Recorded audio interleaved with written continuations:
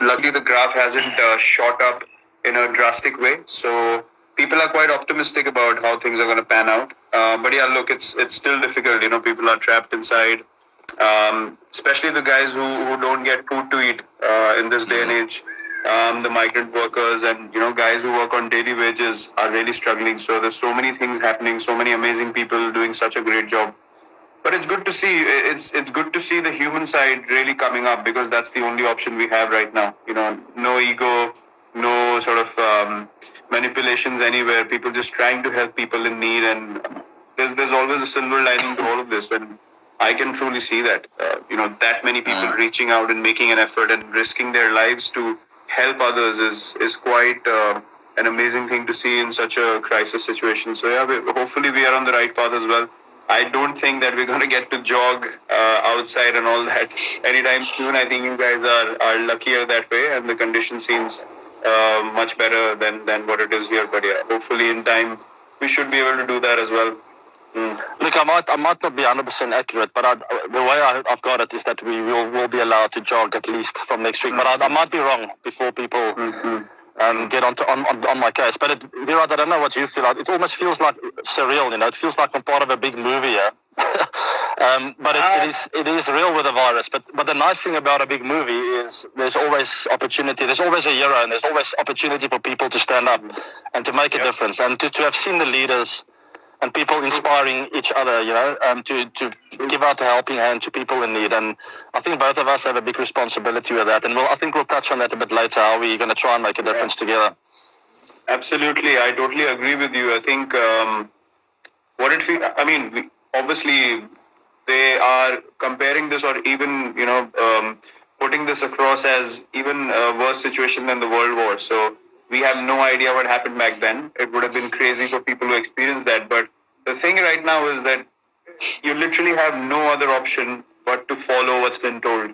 And for some people, it's been so tough because we're just not used to listening or doing the correct thing. It's a bit sad to see as well when people don't follow one vision, one goal, and it can make such a huge difference. I mean, people understand that today that if everyone gets together and work in the right direction, special things can happen. Things can come back to normal sooner than what people might think if they push in one direction. And yeah, it's actually surreal. I never thought we were going to see a time like this ever. I can compare that. I can actually compare that to cricket a lot. I think you'll relate with the fact that definitely in my career, very often you feel like you're a million miles away from achieving anything. And basically that never say die attitude, never giving up, pushing harder. Before you know it, things happen so quickly and so dramatically that you look around and you go like, hold on, I've just achieved something that no one else in the history has achieved before. And I think you can say that quite a bit about yourself and your stats. But we as cricketers, we never look at our stats that often. But looking back at a lot of hard work, all of a sudden magic happens. And I think we're in a similar kind of situation than some of our cricket games and cricket careers. If we just push on for a bit longer, they might not seem like there's light at the end of the tunnel. But before you know it, doors open up and the light comes through. Absolutely, I totally agree with you. I think as sportsmen, or sportswomen, it teaches us a lot to keep bouncing back. That's something that is ingrained in us, and that should come on the surface for everyone. And we can totally relate to that mindset. We can keep pushing people in the right direction, keep motivating them, and that I think is our contribution right now. Apart from all the things that we do from financial side of things, helping people and charities and stuff. But apart from that, I think it's the motivation. It's touching the right emotion in people that really brings out the best in them. And that's something that we... Yeah, 100%. And I don't know if you're the same, but it almost feels like your hands are tied in these times. We want to do a lot, but you're locked up in your house. And I think from a mental freshness point of view and staying positive, it's important not to be too hard on yourself. Try give a hand where you can, but don't pull yourself down when you feel like you're not changing the world in one day. It takes time, and every little bit helps. So certainly for me, I felt like, I've had a big following because of my cricket over the years, and I'm not doing enough. I tell my wife every night, I don't feel like I'm doing anything. And then she gives me the peace of mind, like, just stay patient. You are actually, I remember that guy, remember this, you are helping. And I think if you're patiently doing something positive every day, the big sum will eventually be something special. I totally agree with you. I think when you do something for someone, it has to be special. It has to be something that makes an impact on their lives, and not everyone has to publicize it. Not everyone has to put it out there and show the world what I'm doing or what not. 100%. Unfortunately, that's the kind of validation everyone's seeking. But you have to choose to live life in the right manner, and you have to choose to do the right thing. And as you said, Danielle is your pillar of strength for me in my life. Anushka is definitely that person who always pushes me in that direction. If anything is off, any kind of motivation, any kind of support, we're both there for each other. And I think we're blessed to have a great life partner and great people around us. And yeah, I've seen you impact people in a way that it's very different. It's very special. It's not out there. It's not for the world to watch, but the things you say to people, the way you come across, you treat them, certainly makes an impact on them. And I've seen that inside the change room. And I was just thinking from that note, I remember the first time we met after you were picked up by RCB. I remember it was in Johannesburg, and we came down the tunnel. You guys were finishing practice, or correct. You guys were finishing practice. We were just starting ours, and I came and said hello, and I said we're going to be playing together, and you were like, I'm excited for that. It was a very brief chat. Didn't know after so many years, after 9 years, we'll be such good friends and have a great journey together. And yeah, it's been wonderful. It's been wonderful to create a lot of memories. It's an interesting story because it's a very human thing to do. Is when you hear about someone for quite a few years, and about you has told me a lot about you leading up to. I mean, I think you were 18, 19, 20 when you started playing for RCB, and about you would tell me about you. And I've known you for 3 years, but never met you. Never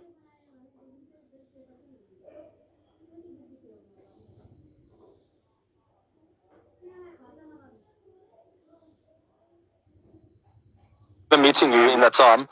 You sort of, it's a human thing to sort of put a bit of defense around yourself, Yeah.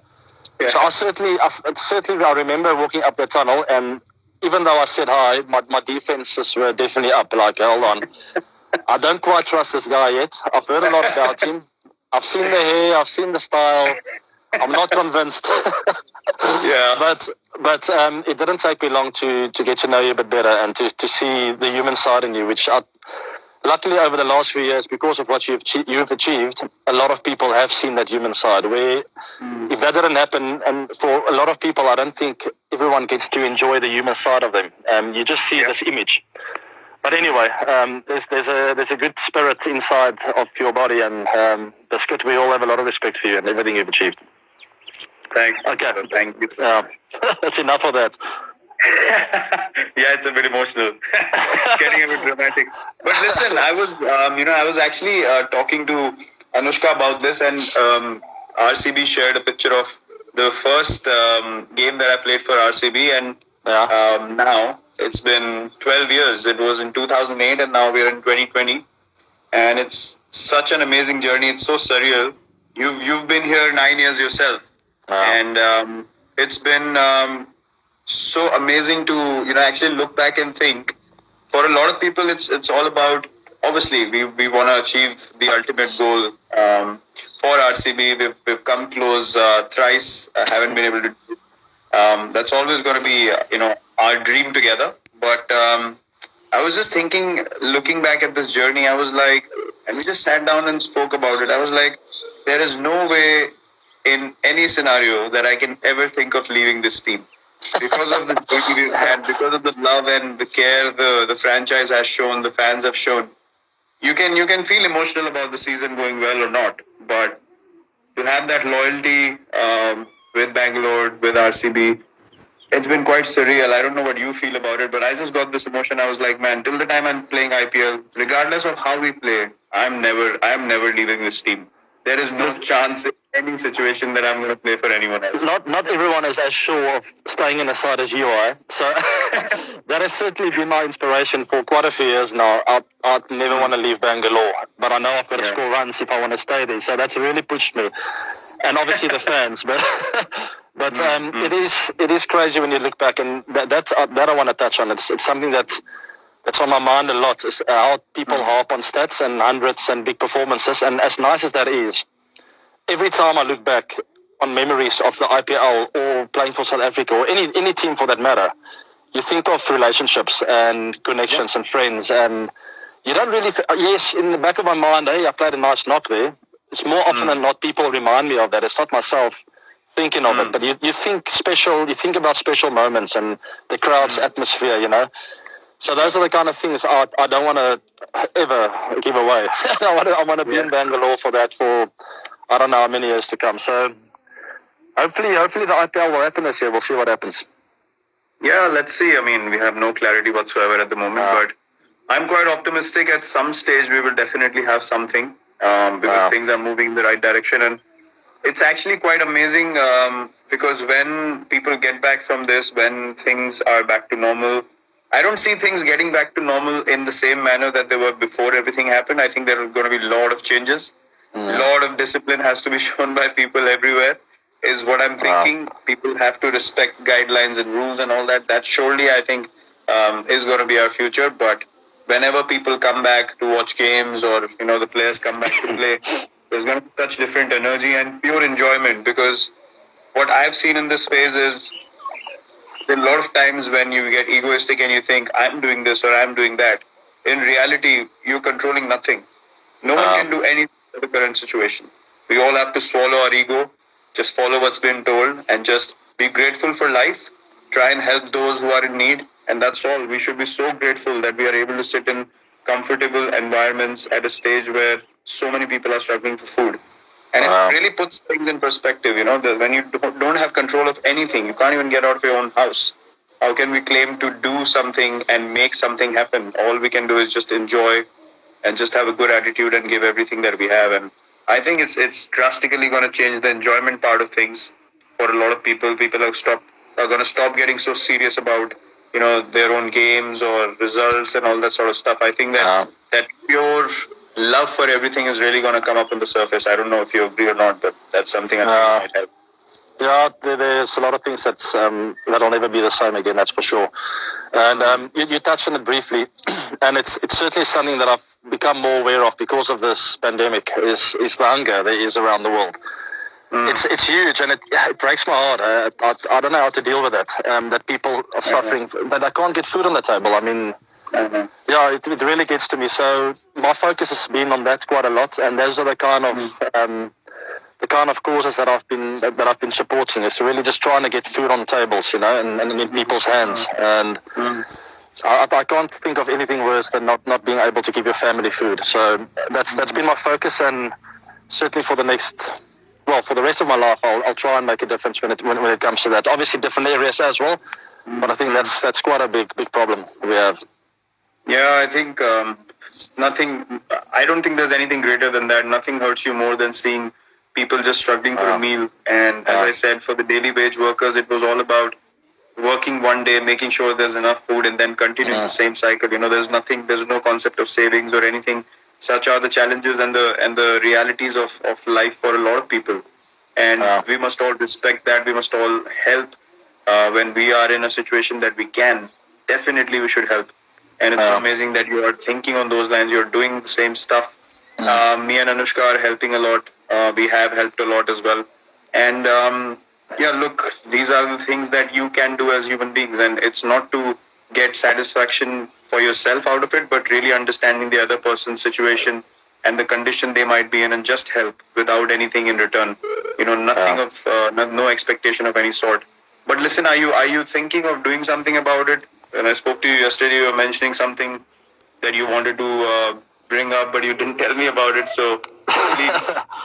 Yeah, I'll get to that. And the way I'm going to get to that is obviously there's been quite a few memories with regards to IPL. A lot has happened, and we've had a few good, nice knocks together that I'll never forget for the rest of my life. So there was a particular one in 2016 against the Gujarat Lions. I think you remember that one. We both scored. Now I understand why you told me yesterday Then get a bat and a pair of gloves for that game. Nah. Okay, go on. This is interesting. Yeah. Go on. So it was a good partnership. It was a very enjoyable one. And Yeah. if I can remember correctly, I got 120 odd, 129, I think, and you also got your 100 right at the end where I gave you the strike. No, I'm just kidding. That doesn't happen every day, that two batters get 100 in the same game. It was also the green game, which was a very special memory for me, where we did our bit in creating a bit of awareness for being eco-friendly, for nature, which is very close to my heart, and it's also close to your heart. And then I was just thinking that how can we make a difference? And that's why I told you to get hold of that bat that you use in that game, because I know you keep your bats. I keep my bats as well. Okay. And I've still got the shirt of that game, and I always do it with the green games. I get yourself and a few guys to sign, but that particular game, I just got you to sign, and I also signed my shirt. So I've got the shirt, I've got my bat, and I'm going to get hold of your bat and your gloves and my gloves. So now that's a big package, eh? What are you doing with it?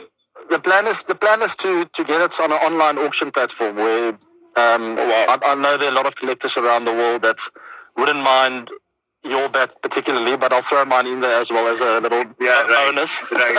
Let's get the modest version out. Come on. I think it could be a nice collector's item from that day with the kit, the green kit. We both shared a photo of that game. Wow, that's special. Yeah.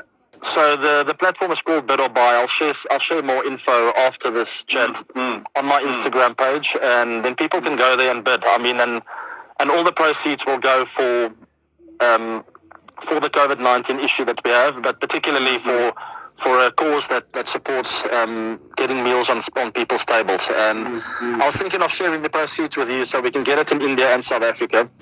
50-50, and then we both support a nice cause of getting meals on the table in memory of that day that we both scored 100 in a game, which is quite nice. That sounds amazing, to be honest.